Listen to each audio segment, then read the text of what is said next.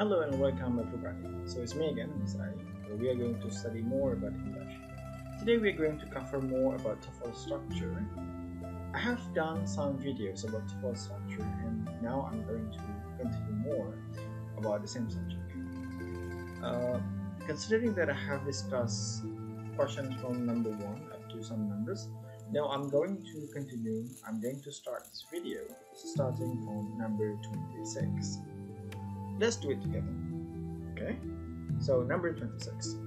Fort Jefferson is in the dry tortugas of the southern tip of Florida can be reached only by boat or plane. Okay, let's see this one.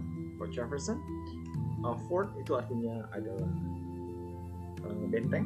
Jefferson nama dari fort. Kemudian in the dry tortugas nama areanya. Kemudian of southern tip berarti di ujung southern, ujung bagian selatan of Florida, di Florida, negara bagian Florida. Can be reached, dapat dijangkau only by boat or plane, hanya dengan boat atau dengan pesawat. Nah, Fort Jefferson adalah subjek dalam line, sebuah nama. Fort adalah benteng dan sebuah kata benda, so it's noun, and then it can be subject. Now, the next is we have in here, ada in di sini, kemudian ada di sini ada koma. Ini saya tekankan. Berarti in sampai dengan Florida ada diapit oleh dua koma. Kalau ada bagian dari kalimat yang diapit oleh dua koma, maka semua bagian tersebut adalah keterangan. Sehingga mulai dari in di sini, semua di sini, ya, yang ditutup ini, semua bagian ini adalah keterangan. Nah, dia keterangan. Dia kan SPOK. Nah, KK atau keterangan itu bisa menempati mana saja. Nah, keterangan bagi mana? Keterangan bagi kata di belakangnya. Mana kata belakangnya itu ini Fort Jefferson. Ya. Nah, itu satu.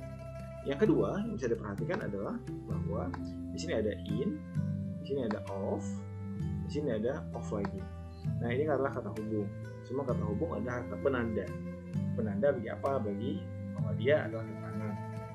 Nah, di sini dari in the dry tortugas adalah satu kelompok, lalu diputuskan dengan of. Jadi dari of sampai southern tip ada satu kelompok yang baru.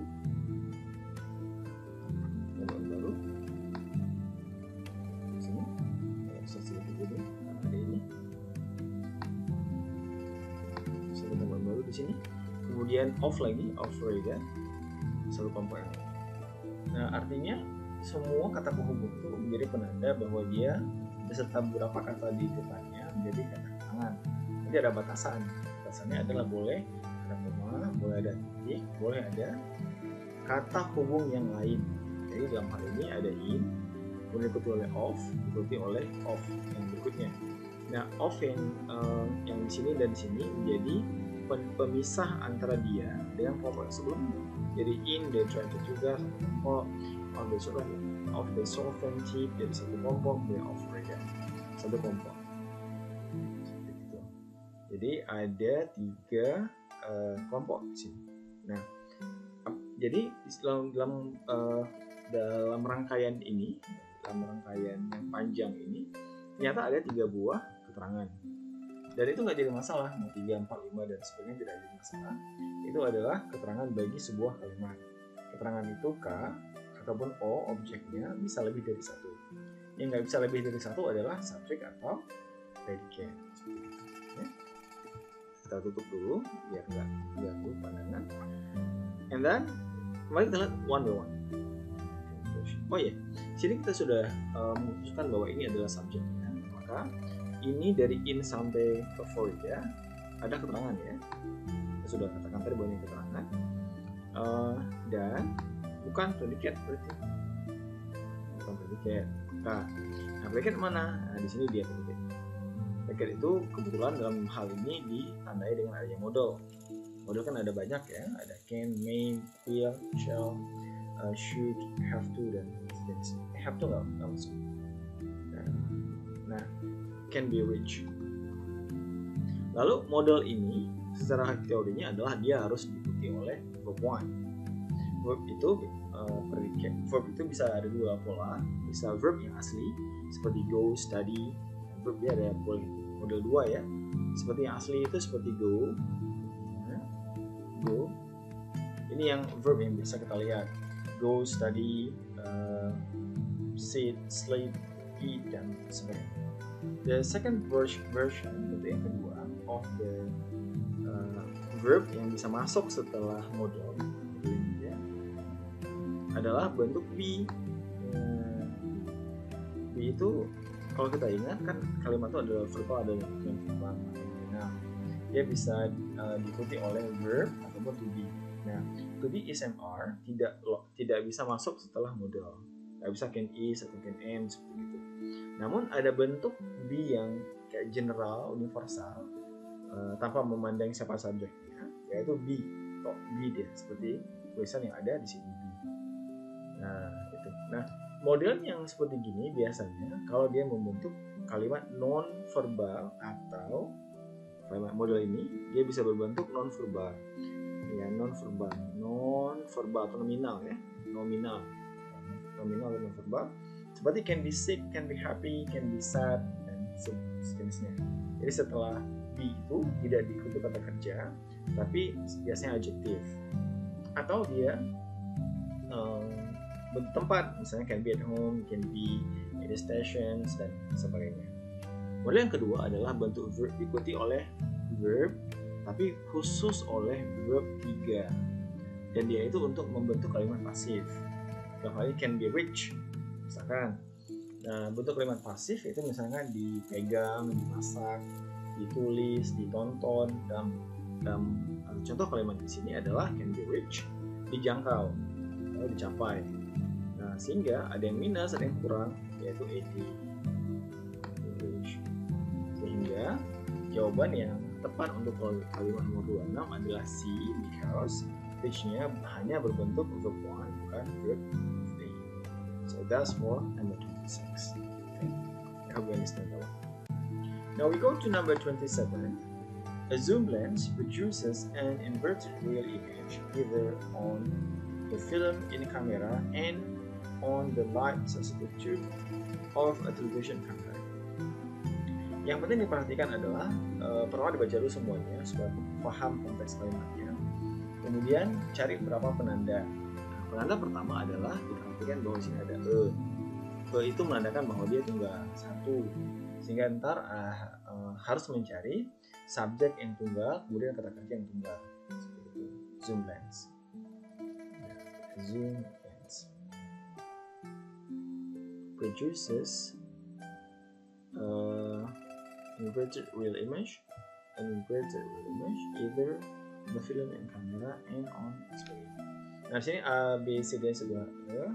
Nah, a zoom lens. Lens ini tulisannya memang seperti ini. E1, kemudian produces ada S pada kata kerja artinya satu atau tunggal, maka cocok antara E1 kemudian dengan kata kerja yang ada S karena dia sama-sama menandakan tunggal atau satu. So that's no problem. Sehingga karena dia no problem, maka baik A ataupun B dalam hal ini tidak salah, tidak benar. Nah, an inverted, nah perhatikan di sini adalah inverted untuk kata kerja. Namun sebenarnya bukan kata kerja, tapi dia ada model lain seperti kata kerja. Apa dia? Namanya adalah participle. Participle adalah bentuk kata sifat, namun dari kata kerja. Artinya ada kata kerja yang dirubah bentuknya menjadi kata sifat. Nah, modelnya adalah dengan menggunakan bentuk verb 3. Namun yang perlu diingat adalah verb 3 itu pada dasarnya muncul setelah dua hal kan. Boleh muncul setelah be, berarti dia bentuk pasif. Berarti misalkan be studied, dipelajari, atau is studied. Boleh bentuk be yang asli atau to be. Misalkan this book is studied. Is lalu studied. Bentuk yang kedua adalah maksudnya have dan saudara-saudaranya. Mana dia saudara-saudaranya? Ada have, ada has, ada had. Have dan saudara-saudaranya. Itu artinya bentuk perfect. Nah, perhatikan di sini tidak ada antara yang dua ini nggak ada. An yang ada. Nah, an itu adalah sama dengan yaitu dia artikel. Nah, artikel itu adalah kata penanda bahwa ada kelompok, ada noun di depannya. Noun itu boleh noun tunggal, misalnya a book, atau berupa kelompok kata yang fokus menjelaskan noun atau noun phrase istilahnya dalam bahasa Inggris, seperti an expensive book, a beautiful big book. Berarti ada dua kata sifat di situ, nggak masalah. Kata sifat itu boleh ditumpuk, boleh satu, boleh dua, boleh tiga, jadi digunakan secara bersamaan atau nggak digunakan sama sekali, nggak masalah. Nah, an inverted, sini artikel art. Saya sering menyingkatnya dengan art, ini artikel. Nah, itu ini. Nah, berarti dia kata benda. Nah, mana kata bendanya? Adalah image yang akan dijelaskan. Biasanya bentuk dalam bahasa Inggris adalah dia kembalikan penjelasan dulu, baru benda yang dijelaskan. Jadi bendanya di belakang. Sehingga gampangnya adalah cari artikel lalu langsung ke ujung. Ujung dari apa? Ujung dari kelompok kata tersebut. Kalau ini adalah image. Ya. Lalu ada koma pemisah biasanya, dan seringnya untuk menandakan bahwa akan ada keterangan di depannya. So either on. Di sini ada yang perlu diperhatikan sekali, yaitu either. Nah, either itu adalah bentuk kata yang ada pasangan, ya, parallel structure, paralel. Ya. Paralel itu ada dua, ya, ada pasangan. Nah, either misalkan, either itu pasangannya or, ada neither nanti pasangannya nor. Nah, either or, saya ulangi. Nah, saya tulis saja di sini biar gampang.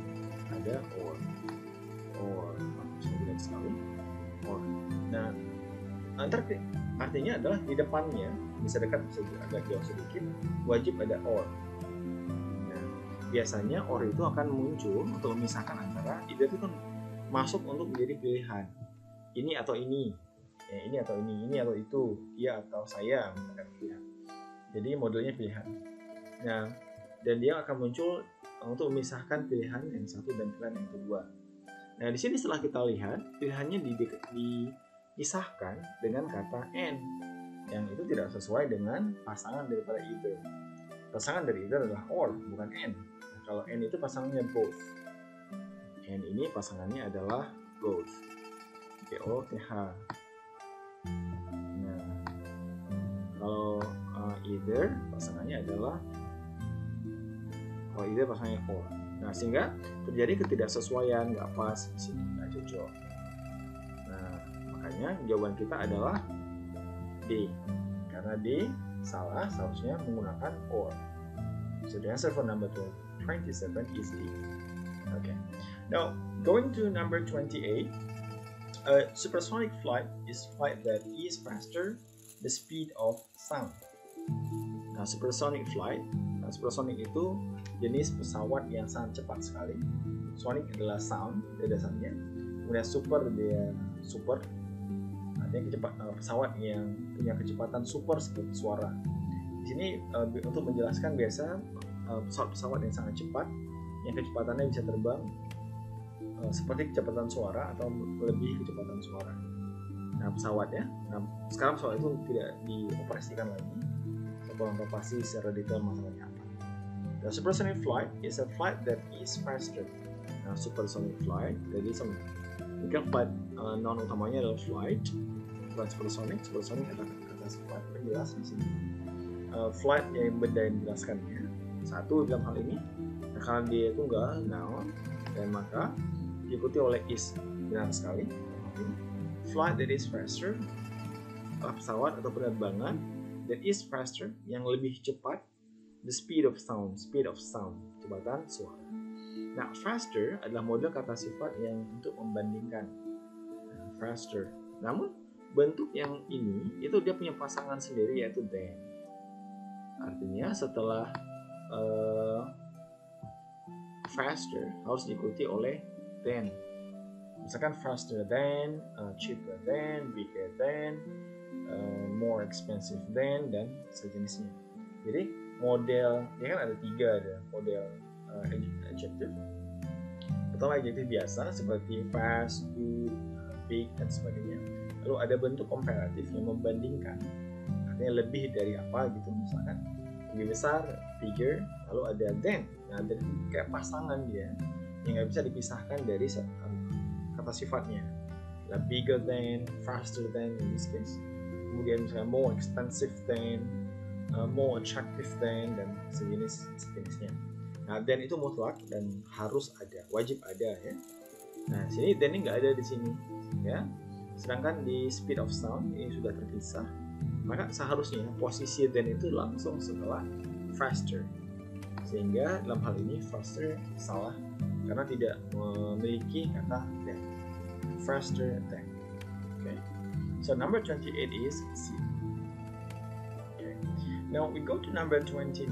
The Batatakan House ruins in Navajo National Monument is among the largest and most elaborate cliff dwellings in the country. Di sini kita lihat penting sekali untuk mencari sebenarnya mana subjek utamanya, subjek utama untuk menentukan apakah dia jamak atau tunggal.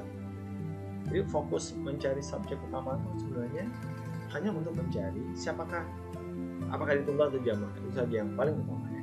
Yang lain hanya pendukung saja. Jadi cari dengan tepat. Di sini ada the. The berarti penanda bahwa dia itu artikel. Artikel kan ada 3, ada en, dan de. Jadi kalau ada 3 ini maka di depannya pasti ada noun. Nah, noun itu bisa langsung ada misalkan the book, pen, dan sejenisnya. Ataupun ntar ada kayak phrase kumpulan noun. Nah, di sini adalah phrase kebetulan. Phrase. Nah, tandanya mana? Tanda lihat aja setelah di apa, lalu baca. Lihatlah di sini kebetulan ada add atau kata hubung. Maka ini terpisah antara yang add dengan yang di belakang. Add ini akan sampai di sini panjangnya. Nanti saya jelaskan kenapa. Nah, add adalah bentuk kata hubung dan dia itu sebagai keterangan. Kalau dia keterangan, dia keterangan. Fungsinya sebagai keterangan. Ini kan SPOK. Berarti bukan S, bukan P, bukan O. Nah, lalu S-nya yang mana? Pertama S dulu, subjek dulu. S-nya yang di belakang daripada add. Nah, kata benda, kalau dia satu, maka itulah kata subjeknya. Misalkan the book, mana subjeknya? Ya book. Kalau misalkan the big book, mana subjeknya? Book. Big itu hanya keterangan. Misalkan my handphone, mana subjeknya? Handphone, bukan my. Itu hanya pemiliknya. Misalkan this pencil, mana subjeknya? Pencil. Berarti yang di awalan daripada benda sebagai penunjuk, penjelas, yang menjelaskan siapa pemilik dan sebagainya, hanya sebagai penjelas benda tersebut. Jadi yang lain sebagai pelengkap saja fungsinya. Nah, dalam hal ini ruins menjadi subjek utama. Ruins. Okay. Reruntuhan. Nah, reruntuhan di sini berakhiran s, artinya dia berbentuk jamak. Karena dia berbentuk jamak, maka ntar kita harus menyesuaikan di depannya. Jadi pertama pegang dulu bahwa dia itu jamak. Nah, Navajo National Monument ini nggak terlalu penting karena dia hanya sebagai keterangan. Satu. Yang kedua nggak terlalu penting, kenapa? Karena dia nggak ada garis di bawahnya. Jadi nggak ada hal yang signifikan yang harus diperhatikan daripada Navajo National Monument. Lalu setelah itu muncullah is. Is itu adalah verb, ya, karena dia nggak ada kata kerja khusus. Kalau kata kerja khusus seperti go study, seperti itu. Nah, masalah is. Is adalah bentuk to be untuk tunggal. Nah, is adalah bentuk to be untuk tunggal. Nah, karena subjeknya adalah ruins yang ada s di belakangnya, maka tidak sesuai antara ruins dengan is. Tidak sesuai. Seperti itu. Nah, berhubung ruins sudah di depan, maka ini menjadi standar. Berarti yang is ini harusnya or, mengikuti apa yang bagaimana isnya, bagaimana si ruins-nya itu. Jadi dia yang pertama menjadi penentu bagian di belakangnya itu sesudahnya.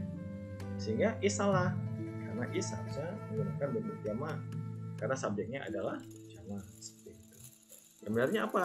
Kalau bukan is, yaitu are. Kenapa are? Are adalah bentuk jamak. Sedangkan is adalah bentuk tunggal. Dan number 29 is A. Nah, kalau kita sudah yakin dengan pilihan ini, boleh nggak lanjutkan? Tapi harus dulu, jangan langsung agak ragu-ragu langsung memilih itu. Jadi kalau sudah yakin and you are confirmed, you don't want to see next, juga nggak masalah. sudah. Okay. Now we go to number 30. It is a common observation that liquids will soak through some materials but not through others. Okay.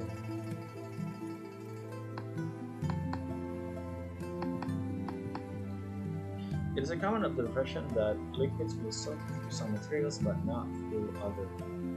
Okay. Nah, di sini yang pertama common.